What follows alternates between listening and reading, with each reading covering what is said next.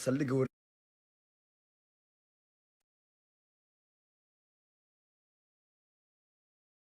laga soo wacay waan ajiibay runtii waanan tegey markii la yidhi dacwad baa kaa taalo dhibaatada ugu badneyd oo maxaa la ugu xumeyd meeshaan kala kulmay waxaa iga raalli ahaada saldhigga degmada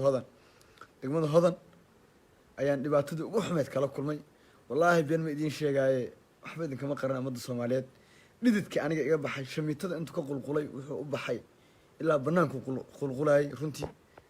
oo banaanka biyo caadi ah subaxi ayuu ahaa oo xabsiga ma garanaysaa qolka igu xidheen balanta markii hore degmada ay ii yeereyseen waxay ahayn anaga dacwadaasaa noo timid waxaan rabnaa inaad dadkaas runtii mana ka filinayn runtii in sidaas degmada la igula dhaqmo oo sidaas sidii qof soo dilo oo kale la ila dhaqmo degmada runtii ma jeclaysanin waa dadkayga walaalahay aad bay si xun bay maaragtay oonan jeclaysano qof muwaadin soomaaliyeed aan loola dhaqmin bay ila dhaqmeen حتى waxaan ku yiri biyaan ku tukada ii keena wallahi ma ii keenin biyaan ku tukada hatta way ii diideen habeenkii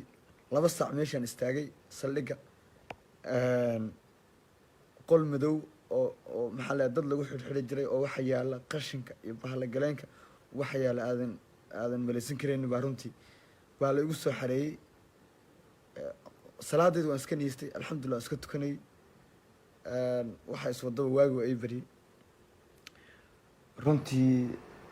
aad bay maartay ii dhiftay arrintaas oo sida hadda dhafoorkayga ama duujiga ka dareemi kartaan in dhibaato badan maaragtay iyo oo arrimo badan runtii inaa wejigayga waad u wada jeedaan qofkaad wejigiisa taqiina inaan ahayn runtii xabsiga dhexe caadi buu iska ahaa xabsiga dhexe ayaan ku xirnaa sidaad ogtihiin oo gaal shiro hagaasaan ku xirnaa aad bay ii soo dhaweeyeen maxaabiista runtii si fiican bay meeshaas waxaa weeyaan ciyaalkii maxaabiista way soo dhaweeyeen meesha waxaan ugu tegay niman wax walba la socda waxaan dhahaye adigana ma noo timid soo dhawow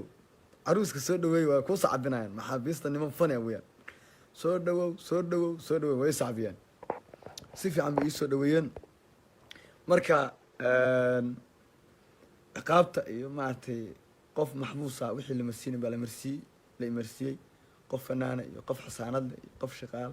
sina waxaas la ilama dhaqmin laakiin midda aan marnaba iloobayn waxa weeyaan degmada waan ii sheegaya degmada hodan wallaahi bilaahi tallaahi hadda markaan soo maray alaab baa iga tiilay been madish waan is celinayaa xataa markaan galay dadka kasoo baxa waan nacay ma arki karo wallaahi waan dhibsanayay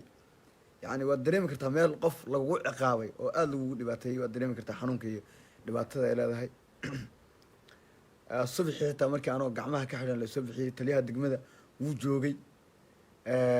joogay wuu canaantay xitaa nimankii wuxuu yihi ka furo fanaanka katiinada maxaad u katiinadaynaysaan obigaa la iga qorayay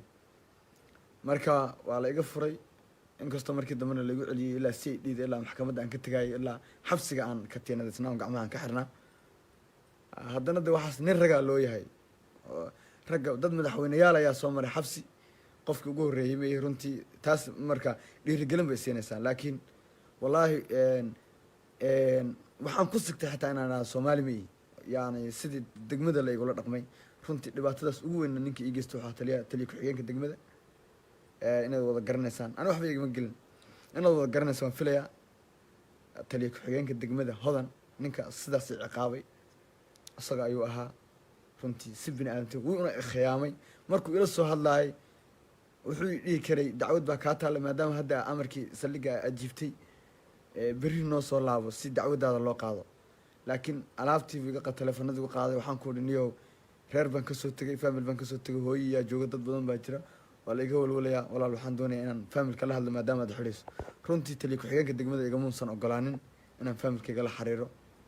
arrintaasna ma aragtay bini aadamtinimada ma ahayn wax qurux badanna ma ahayn qof walaalkaa ood garanayso oo ajiibay maxaa la dhahay amarkaagii in sidaas loola dhaqmo runtii waa rajeynayaa inay daawanayaan taliyaasha iyo dadka xukuma inaan dadka saas loola dhaqmin ma qurux badna qof muwaadina xataa hadduu dhiig galay wixii igu layaabka badnayd oona weligii ilooben hala shirgareeya waxaan rabaa in cibri qaadasho ay noqoto wixii igu layaabka badnaa oona weligii ilooben waxay ahayd saldhigga markaan ku xidhnaa degmada runtii markaan xasuusto wallahi wadnahaas kale noqonay wallahi yacni hadda waxaa weeyaan farxaddayda iyo ma garanayo dareenkayga waan faraxsanahay runtii xorra waanahay marka laakiin dhibaatada waa in la sheegaa marka runtii waxaana ilooben waxay ahayd 6 saac oo habeennimo ayaa la ila soo xiray nin 6 saac oo habeennimo ayaa nin la ila soo xiray marka ninka la ila soo xiray waa degmada hodanya ninka la ila soo xiray 6 saac oo habeennimo markii la ila soo xiray ninkaas qof buu soo dilay wuxuu arkay aniga oo runtii wuxuu arkay anigoo runtii aad u dhididaya oo biyo badan iga socdaan meeshana magaalada waa ogtiin aad ba u kulushahay hala sheergareeya ani muhiim ay tahay wallahi taariikh bay tahay inay dad badan arrintan ay gaadho muhiim ay tahay wallahi muhiim ay tahay waayo wax badan baan soo arkay ma garanaysaa in waddankayga lagu ciqaabay aniga aan iska lahaa oo mar kasta wallahi aan ku faanayay marka wallahi marka markii la ila soo xiray ninkaas wuxuu igu yidhi maxaad saa ugu dhididaysaa wuu igatay wuxuu yidhi waxaa yaa ku soo xidhaan ku yidhi markaasu wuxuu yidhi waxaa ma qaranayo wuxuu yidhi waxaa isoo xidhay mahadku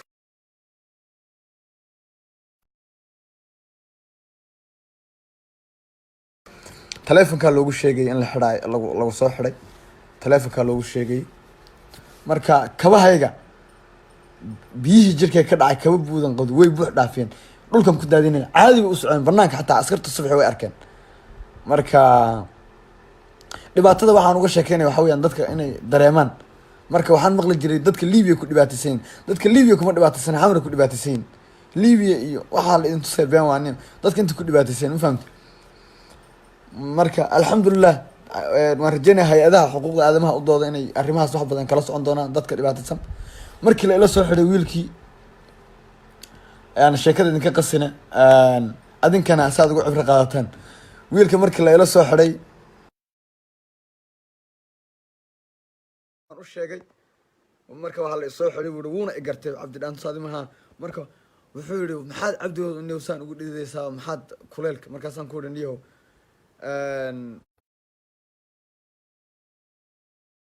haddana waan caburmay meesha maadaama wasaq ahayd maansalugale iyo bahali iyo qashin iyo dad hore ugu soo xidhnaa kaadidood oo baca ku jira iyo qolka oo degmada weyan ya xabsiga dhexe lama gaadhin qolka degmada weyaan marka maxaad taa ugu dhidaysaa markuu igu yidhi waan u sheegay waxaan ku ihi niyahow kiis yar oo qof aan isaf dhaafni darti waan u xidhanahay markaasuu uri walaal cabdi wax walba ilaahay qadartiis weyaan anigoo qof soo dilay ayaa kula xidhan isdeji buu igu yidhi runtii waan ilmeeyey si kalaa noqday ani dhan waan isbedelay marka waxaan sii cabdi dhaantow ilaahay noloshaada suu ku wada caawa ma wuxuu ku keenay qof bini aadam oo qof soo dilo o dhig islaamaan qaba ah bilista la sheergareeyaa lifekayga waan idinka codsanaa codsi weyaan ayaan caawa aad xabsi kula jirtaa marka haddana waxaan ku odhaya alxamdulilah dhima lahaan adu sidii waagu noogu bariyey intii aan ku jiray baaritaanka c i d da iyo c i d da iyo maxkamadda wax dhibaataa lama arag runtii maxkamadda intaan ku jirana runtii maxkamaddu si fiican bay noo soo dhaweeyeen inta badan maxkamadda dadkii ka shaqeynaya macalooyaradii iyo abukaatayaashii dhammaantii dadkii xitaa warqadayda oo saxiixayay xabsiga dhammaantood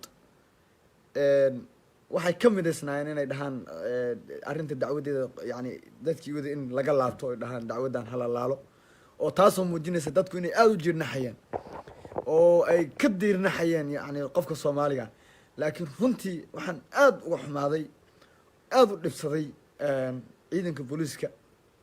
ku sugan degmada sida ay la dhaqmeen wallaahi qof muwaadinaan ahay walaalkood baan ahay ma qurux badna inay sidaas ila dhaqmaan ma wanaagsanayn qof wax soo dila maan ahayn faldambiyeed ma la igu soo qaban qof biliisa la sheergareeyaa hala sheergareeya maynan qurux badnayn waan rajeynayaa runtii dhibaatadaas iyo dhididkaas ana iga baxeen ayaga xanuun ma dareemayaan caawa laakiin qofka wax dareemaya aniga weyaan waan u mahad celinaya dadkii soomaaliyeed iisoo duceeyey waad mahadsantihiin waan ogahay dadka qoraalada qoraya ka idinka dhammaa qalbigiina inaad ku faraxdaan xabsi dhibaatada u leeyahay waad ogtihiin runtii inayda ku faraxsaneen inaynan qurux badnayn qof walaalkaa hala sheer gareeyo please inaynan wanaagsaneen in sidaas loo ciqaabo runtii dad badan way saadaalinayeen in la xidhayo. waxa aan rajeynayaa in aad muuqaalkan daawateen dhammaystirateena run ahaantii qaybta dambe ee muuqaalka ayaa cabdi dhaant waxyaalo kale oo ka baxsan kiiskii lagu soo xiray iyo sidoo kale dhibaatadii uu la kulmay mana doonayno inaan muuqaalkan idin dhammaystirno hase yeeshee waxaan rajeynayaa inaad ka bogateen waxyaabihii ku dhacay intii uu ku xirnaa xabsiga dhexdiisa mana haboono qofka bini'aadanka ahi in sidaas loo ciqaabo waxa uu sheegay cabdi dhaant inuusan ahayn qof soo dilay oo kale oo aan xabsigan loogu talagelin balse xitaa qof soo dilay ma haboono halkaasi lagu xiro oo adduunka xabsiyadu sidaan ma ahan qofka xitaa haddii uu dil soo geystay waa bini'aadam waa nafle ciqaabta waxa ay maxkamaddu u qortay oo kaliya loogu ekeeyo laakiin ciqaabtiisa ka hor iyo maxkamadeyntiisa ka hor maaha in la ciqaabo oo meel uusan mudnayn la seexiyo haddaba daawadayaal waxaan rajeyn doonaa inay cashir midaas u noqon doonto cabdi dhaanto oona ka fiirsan doona hadallada sida fudud uu dhahayo kuwaas uu ku soo qoraya baraha bulshada maadaama markan uu xanuun la kulmay isku soo wada duub halka aad warbixintani kala socotid waa janaalka Haldoor Media haddii ay tahay booqashadaadii ugu horreeyay ee janaalkeena fadlan ha ilaabin inaad subscribe saarto si ayna kuu dhaafin muuqaalada iyo warbixinada halkan aan soo gelino mahadsanid.